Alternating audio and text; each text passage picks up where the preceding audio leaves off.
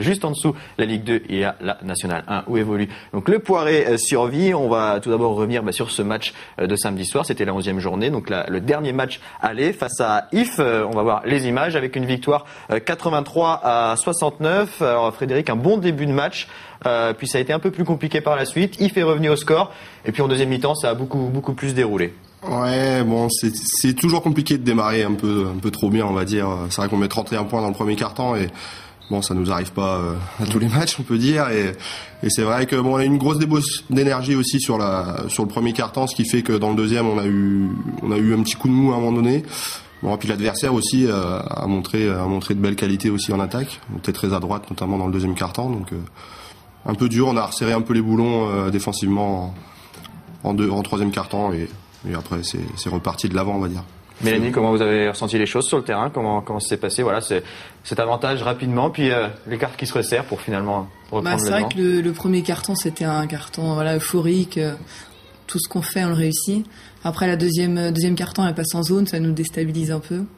Et puis sur la fin, on se dit on est chez nous, on va pas non plus se laisser marcher dessus. Donc on réagit, on va dire, collectivement. Et puis voilà, comme il disait, en resserrant la défense aussi, quoi. Alors, par contre, beaucoup de déchets, on va le voir sur les images, au lancer franc, ça a été un peu là où vous avez pêché samedi. Ouais, bon, je dis pas, surtout à domicile depuis le début de la saison, c'est vraiment ça revient assez fréquemment, on va dire. Je pense qu'il y a un peu de pression de bien faire aussi.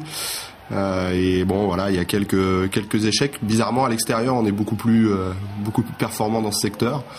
Voilà, on essaie de travailler dessus à l'entraînement, pas forcément sur le domaine technique, mais c'est vraiment plus le mental qui fait un peu défaut, un peu de pression, je pense, un peu de surpression qui fait que voilà, il y a quelques petits échecs à corriger, on va dire. Au niveau des paniers, on a vu notamment plusieurs paniers d'Anne Gaudin à 21 points, très en réussite, notamment à 3 points samedi soir.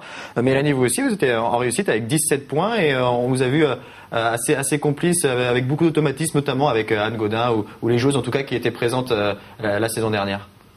C'est sûr qu'au bout d'un an, on crée des automatismes, comme vous venez de le dire. Et puis là, c'est vrai que ça fait quand même 11 matchs où on joue ensemble, donc voilà, ça paye, on va dire. On a eu une petite phase un peu de moins bien, mais là, ça y est, ça paye et on se fait plaisir, quoi. Alors, on a interrogé le président Thierry Orso à la fin du match samedi soir, qui nous livre un peu son analyse de la rencontre, mais aussi de cette phase aller. On a fait une super entame de match et puis en fait ça s'est à nouveau décanté dans la fin du troisième et puis dans le début du quatrième. On a vu des passages très très satisfaisants, même plus que ça.